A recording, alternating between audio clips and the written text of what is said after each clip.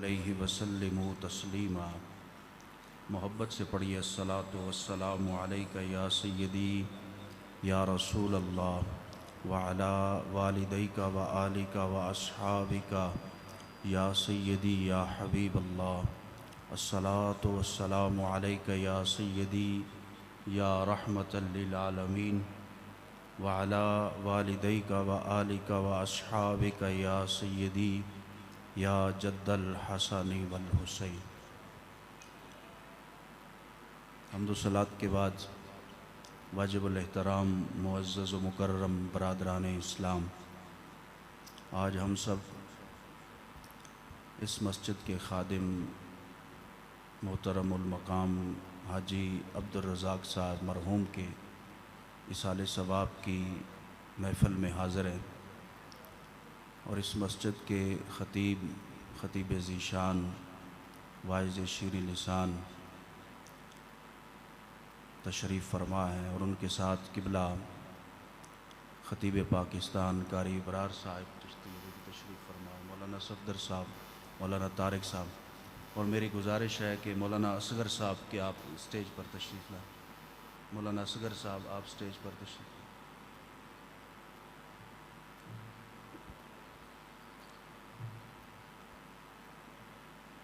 حضرات محترم، میں نہایت ہی اختصار کے ساتھ ایک دو بات عرض کر کے اجازت چاہوں گا۔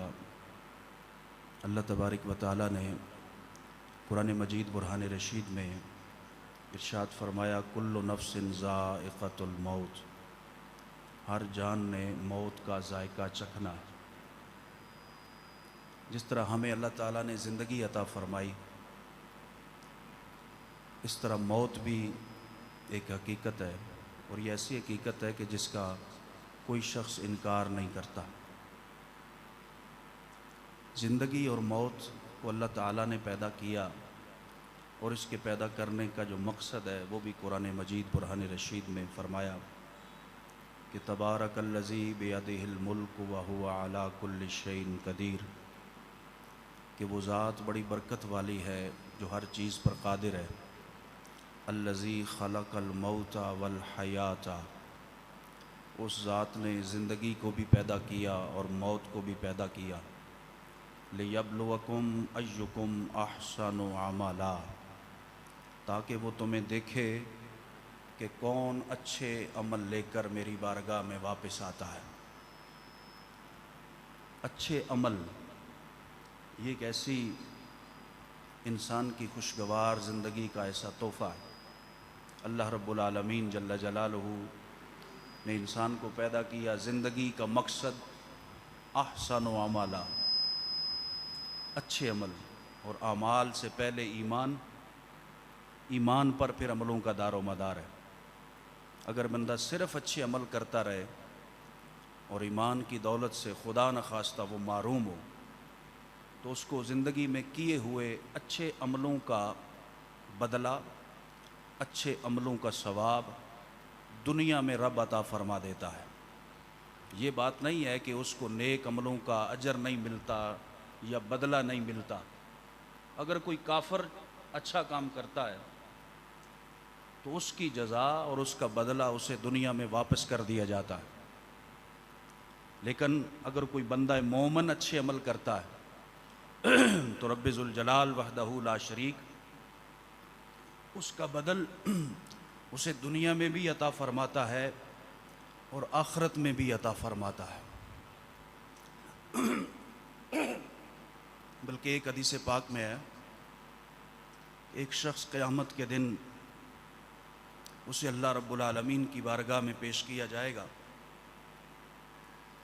اس نے اپنی دانست اور اپنی یاد کے مطابق کوئی ایک عمل بھی اچھا نہیں کیا، گنہگار ہے ساری عمر کا۔ اللہ رب العالمین جل جلالہ کی عدالت میں جب اسے پیش کیا جائے گا تو اللہ تبارک و تعالیٰ فرمائے گا آج تیرے ساتھ ظلم نہیں کیا جائے گا، جو تیرے اچھے عمل ہیں تجھے اس کا بدلہ دیا جائے گا۔ وہ کہے گا یا اللہ میں نے تو کوئی اچھا عمل کیا ہی نہیں۔ تو اللہ تبارک و تعالیٰ فرمائے گا میں نے تیرے ایک نیک عمل کی وجہ سے تیری بخشش فرما دی ہے۔ وہ بندہ عرض کرے گا یا اللہ مجھے نہیں یاد، توجہ حضرات، مجھے نہیں یاد کہ میں نے کون سا اچھا عمل کیا تھا۔ پروردگار فرمائے گا تو نے ایک دفعہ سوتے سوتے کروٹ بدلی تھی، پاسا لیا تھا، پنجابی میں کہتے ہیں، سو رہا تھا تو سوتے سوتے تو نے کروٹ بدلی اور تیری زبان پر اب میرا نام جاری ہو گیا تھا، اللہ اکبر یا لا الہ الا اللہ، یہ کلمات تیری زبان سے نکلے تھے، اے بندے میں نے وہ تیرے کلمے سنبھال کے رکھے ہیں، آج انہی کی وجہ سے تیری بخشش ہو رہی ہے۔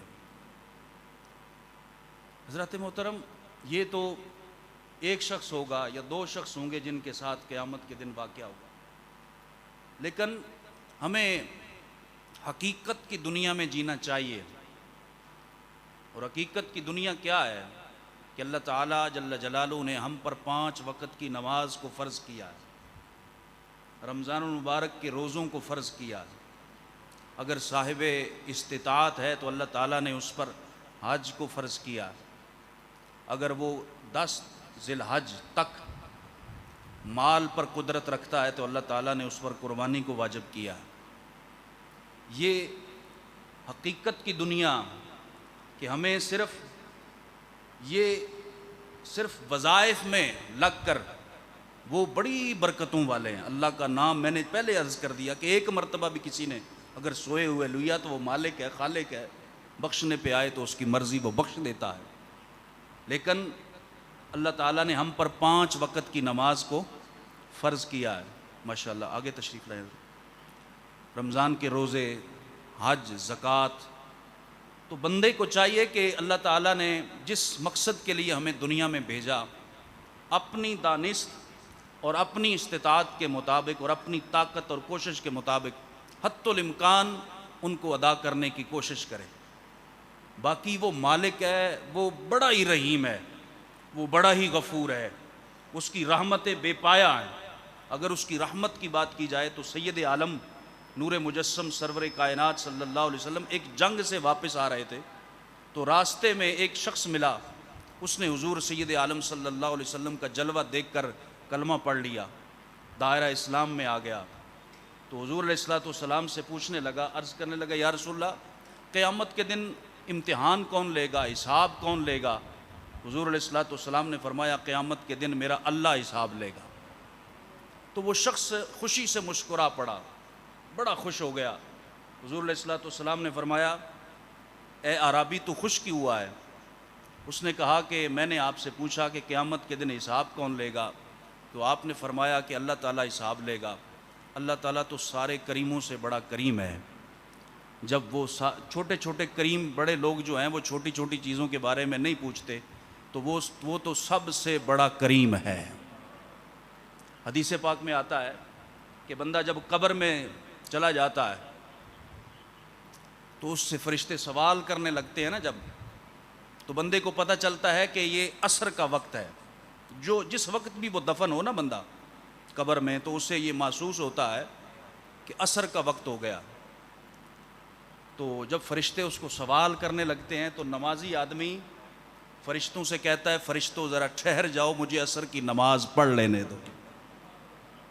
اگر وہ بندہ قرآن مجید کی تلاوت کا عادی تھا تو فرشتے سوال کرنے لگتے ہیں، تو وہ بندہ قرآن مجید کی تلاوت آگے آ جاتی ہے اور بندہ کہتا ہے ٹھہرو ذرا فرشتوں مجھے قرآن کی تلاوت کر لینے دو۔ تو یہ نیک اعمال ہر لمحے، ہر گھڑی اور ہر جگہ انسان کے کام آتے ہیں۔ اللہ تعالی ہمیں ان کی توفیق عطا فرمائے۔ ایک حدیث اور اس کے بعد میں اجازت چوں گا کہ ہمارے علاقے کی بڑی شخصیات، ہمارے سروں کے تاج علماء تشریف فرمائے۔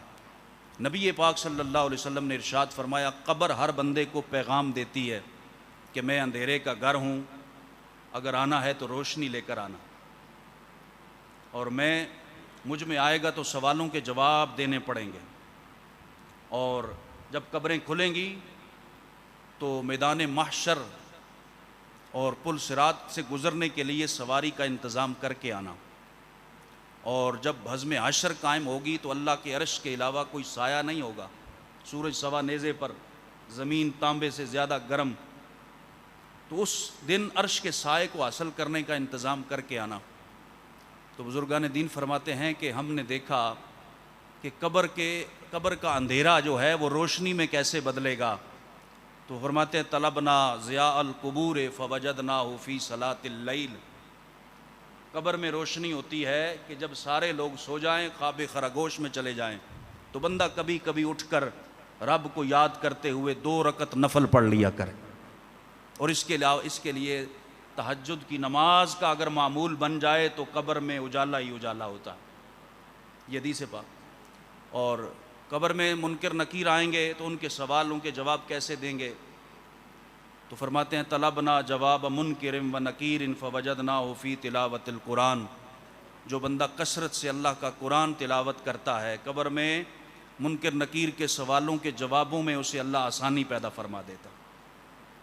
اور طلبنا عبور الصراط فوجدناہ فی الاضحیہ و فی الصدقات، جو بندہ چاہتا ہے کہ کل بزم حشر میں پل صراط سے میں سلامتی سے گزر جاؤں، تو اس کو چاہیے کہ وہ اپنی خوش دلی سے قربانیاں کرے، جو قربانی کا جانور ہے نا، اور صدقات و خیرات ہیں، یہ کل قیامت کے دن مجسم ہو کر انسان کے لیے پل صراط سے گزرنے کی سواریاں بن جائیں۔ فرمایا چوتھی جو قبر کا پیغام ہے کہ اللہ کے عرش کا سایہ حاصل کرنا ہے، تو اس کے لیے محنت کر کے آنا۔ فرماتے ہیں طلبنا ظل العرش فوجدناہ فی الخلوت، کہ ہم نے دیکھا کہ عرش کا سایہ کیسے ملے گا۔ تو امام فرماتے ہیں کہ جواب ملا کہ کبھی کبھی بندہ تنہائی میں بیٹھ جائے، کبھی کبھی کلیاں ہو کے نکرے لگ کے بیٹھ جائے، اور بیٹھ کر اپنی زندگی کی کتاب کو کھول لے اور کھول کر پڑھے میں نے زندگی میں کیا کیا کیا کیا، کیا کیا میں کرتا رہا، میری زندگی کن کاموں میں گزری، اور کس کس کام میں جو مالک راضی رہا، اور کس کس کام میں میں نے رب کی نافرمانیاں کی۔ یہ جو خلوت ہے نا، تنہائی ہے، اور اپنے آپ کو پڑھنا، اپنے آپ میں غور و فکر کرنا، یہ بعض اوقات انسان کو بہت جلد اس کے اندر تبدیلی پیدا کر دیتی۔ اور بندہ جب اپنی پچھلی گزری زندگی کو دیکھتا ہے تو غلط زندگی گزری ہو تو اللہ تعالیٰ اس کے لیے جب وہ چاہتا ہے تو اس کے لیے اچھائی کرنے کے اسباب پیدا فرما دیتا ہے۔ اللہ تعالیٰ ہمیں اس حدیث پاک پر عمل کرنے کی توفیق عطا فرمائے، اور حاجی صاحب کی اللہ تعالیٰ بخشش اور مغفرت فرما کر ان کے اولاد کو، ان کے پسماندگان کو اللہ تعالیٰ درجہ بدرجہ صبر جمیل نصیب فرمائے۔ وآخر دعوانا ان الحمد للہ رب العالمین۔